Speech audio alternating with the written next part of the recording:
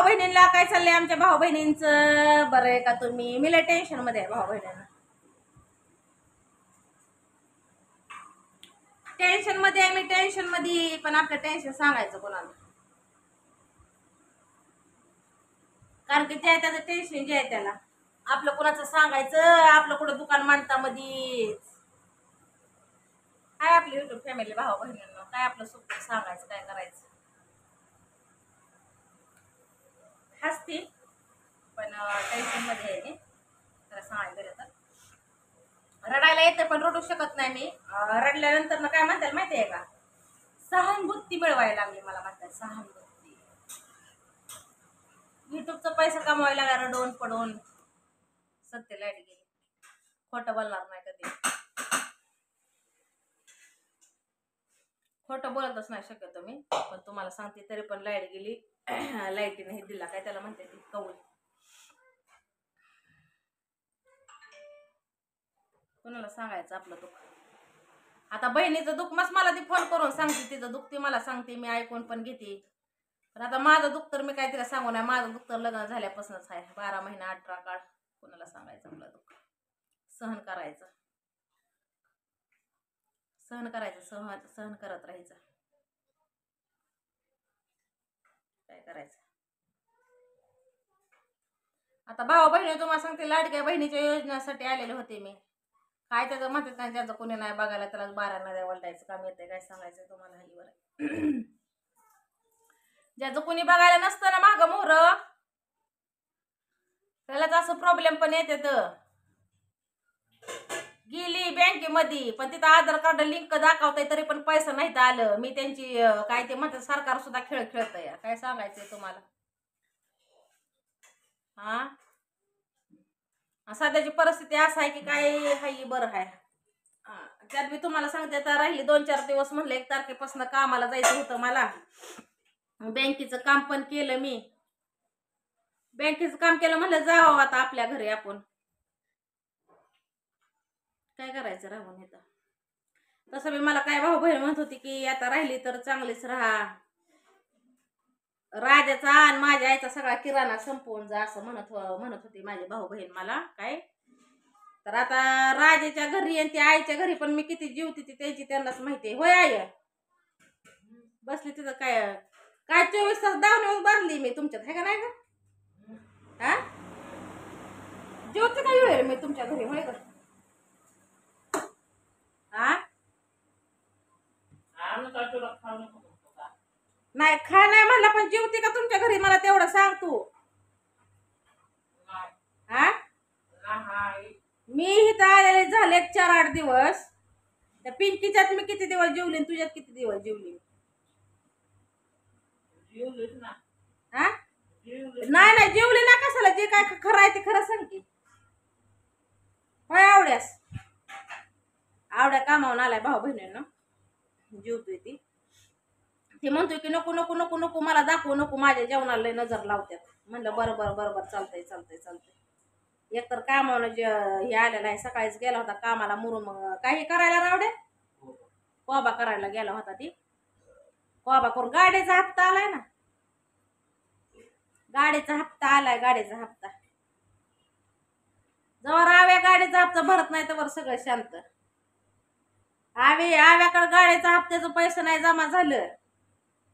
1 तारखेला धुमाखोळ येणार. कुणाला माहितीये का? योगी घावली रे घावली. योगी घावली का?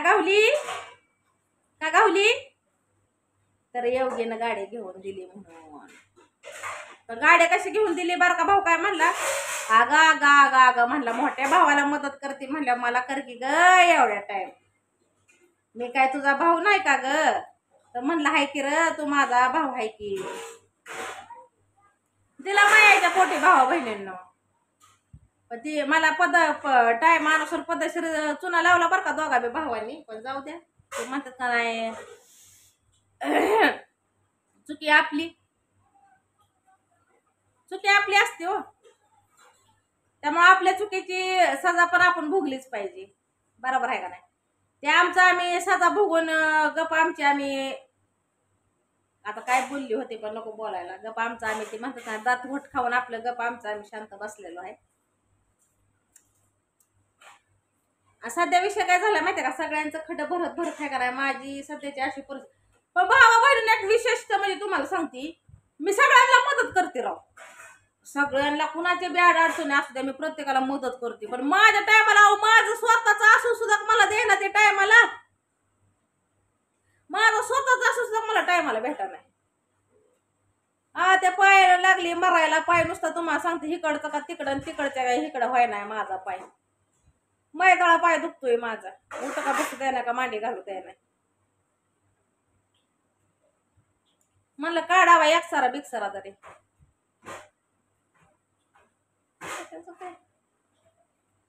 अवतार तर नुसतं येड्यावाळी झाला.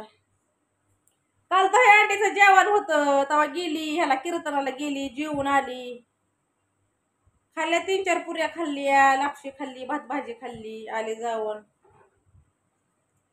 डोकं सकाळी विचारलेलं, आज काय डोकं बिकं विचारलं नाही. आंघोळीचा तर प्रश्न पडतो माझ्या काय भावा बहिणींना. पडू द्या असू द्या.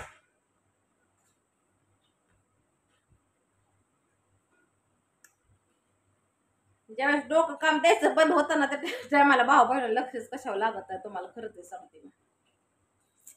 आता राहिला व्हिडिओ काढायचा एक मुद्दा म्हणजे कसं आहे माहिती आहे का, व्हिडिओ कसल्याही परिस्थितीत आपल्याला काढावाच लागतोय. आपण गरीब माणसं, आपल्याला 4 पैशाचा कुठं आधार.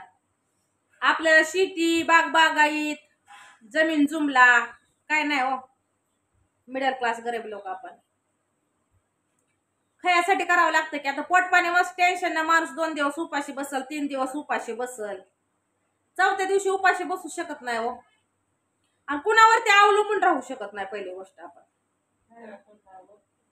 भले तर तुम्हाला सांगते, लोकांनी आपल्या 4 शिव्या जरी दिल्या ना, तर त्या 4 लोकांच्या शिव्या खाऊन आपण आपल्या जगापुरतं कमवायचं. भलं 2 महिन्याला 3 महिन्याला काय येईना, पण येणं आहे आपल्याला कसं का होईना युट्यूबचं. त्यामुळे व्हिडिओ कसं काय पारोस असू, रडगाणं असू, खाणं पिणं असाना, मुरगळून पडलेला असू द्या दुखण्यात, पण व्हिडिओ काढावाच लागतो.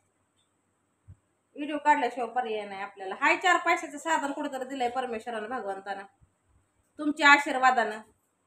जे काय भाऊ बहीण आहे ते करते सपोर्ट, काय भाऊ बहीण आहे ते सपोर्ट करून कमेंट करून देते त्रास असू दे. त्रास देणारे बी असावी लागते ते आपल्याला.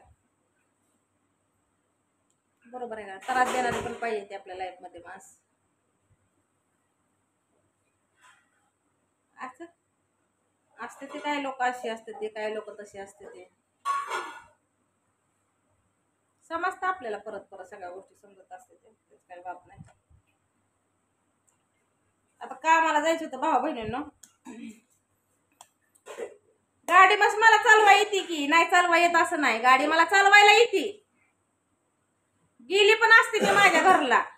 गेल्या बारीनं मी गेली होती, पण त्यात विषय काय झालाय भाऊ बहिणींनो, जी गाडीचं तुम्हाला सांगते बटन जे असतं ना, बटन स्टार्ट होते, बटनावर जी गाडी स्टार्ट होते ना, ते बटनच अर्ध तुटून पडलंय. बटन अर्ध तुटून त्यात विषय काय झाला, आपली जी स्कूटी आहे ती जुनी स्कूटी आहे, ती निम्या अर्ध्यात कधी कधी तिला फेफरं येतं. फेफरं आलं की ती निम्या रस्त्यानेच बंद पडते. आता बंद पडलं की माझ्याकडे काय एवढं अवसर नाही भाऊ बहिणी तिला रेटत न्यायला त्या गॅरेज पर्यंत. निम्या अर्ध्यात बंद पडल्यावर काय करू.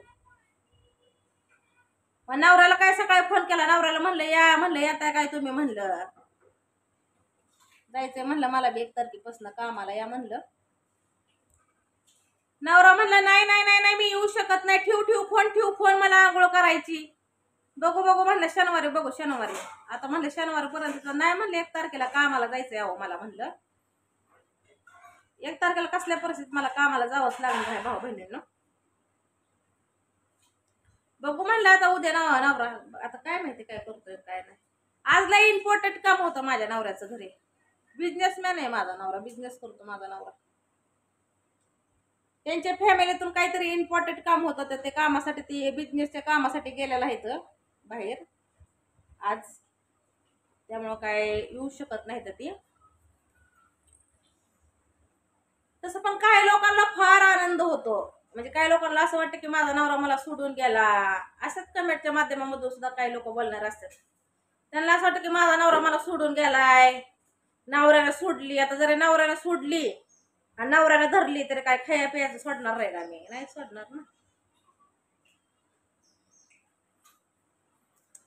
उलट तशा नवऱ्याला आहे का नवऱ्याला सोडायच्या ऐवजी खरं म्हणायला गेलं तर बायकोनं सोडलं पाहिजे. पण आता आपला विषय कसा आहे भाऊ बहिणीला तुम्हाला खरं सांग. आता मला ह्या व्हिडिओ मध्ये सुद्धा काय म्हणणार माहितीये का, जेव्हा बघल ना तेव्हा त्या नवऱ्याला टोमणं देत असते, नवऱ्याला बोलत असते.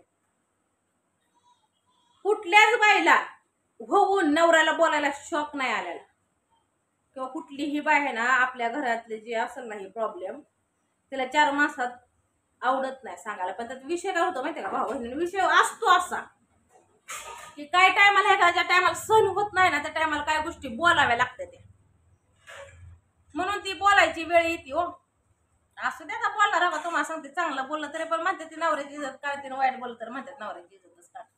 आणि ते नवरा काय कोणाचा बायको मी काय कोणाची ते आता माहिती एकमेकाला. आपलं कसं ते म्हणतात काय सगळ्या समजूत्यातल्या गोष्टी करून समजून राहायचंय असा विषय की भाऊ बहिणीला. माहेरचं तुम्हाला सांगते आपल्याला नाही बाप, माझं लग्न झालं की बाप गेला आम्हाला सोडून वर तेव्हा घरी. आई बी दुकान करेन असते माझ्यासारखे 12 महिने 18 काळ दुखण्यातच असते, तुम्हाला माहितीच आहे. भावाच्या परपंचात गुतल्याला म्हणजे आता एका भावाचं तर जाऊ द्या पण एक भाऊ त्याच्या परपंचात गुतल्याला आहे. एका भावानं लावून घेतला त्या गाडीचा भुंगा. ते कसं असलं काम तर जातं कामाला, नसलं काम तर बसलं घरी. आपण मस्त काम कष्ट करून खाऊ शकतो, पण ही समाजानं कसं असतं काय गोष्टी असतात समजून घेऊन राहिलेलं कधी पण चांगलं असतं. त्यामुळे तुम्हाला सांगते आपल्या तिथं नवऱ्याच्या तिथं राहून कामधंदा करून खायचं येते, नाही तर काहीच उपयोग नाही, काय सुद्धा उपयोग नाही. हाही बरं आहे. आपल्यावर हसणारे असावी ती, आपल्याला नावं ठेवणारी पण असावी ती, आपल्या चांगल्यापणाचा फायदा घेणारी सुद्धा का असावी ती. आपल्या लाईफ मध्ये सगळ्याच माणसांची गरज आहे, त्याशिवाय आहे ना माणसाला आपल्या आदल एकात घेता येत नाही. बरोबर आहे ना, तसं सगळ्यांची गरज असते लाईफ मध्ये. कोण कसं आहे कोण कसं नाही वेळेनुसार सगळ्या गोष्टी आपल्याला समजत असतात, आणि त्या सगळ्या गोष्टींचा अभ्यास करूनच आपण आपली लाईफ जगायला शिकतो. आपण आपल्या लाईफ मध्ये खुश राहण्याचा प्रयत्न करतो, खुश राहतो. आणि समाजाचं मी लय टेन्शन घेतलं भाऊ बहिणींना. मी आता हे तुम्हाला मी भाऊ बहिणी म्हणजे तुम्ही पण म्हणजे असं एक प्रकार युट्यूब फॅमिली म्हणजे हा समाजच आहे. कुणी वाईट बोलणार कुणी चांगलं बोलणार, लय म्हणजे लय टेन्शन घेतलं, बेमाप टेन्शन घेतलं मी. पण आता टेन्शन मी का घेत नाही माहितीये का, कारण की हा समाज आहे.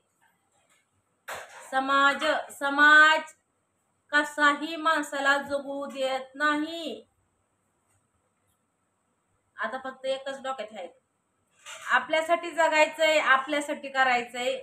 आणि आपल्याला जगायसाठी जी आपल्या जगायसाठी 4 पैशाची गरज असते, ही 4 पैसे आपल्याला कमवायचे.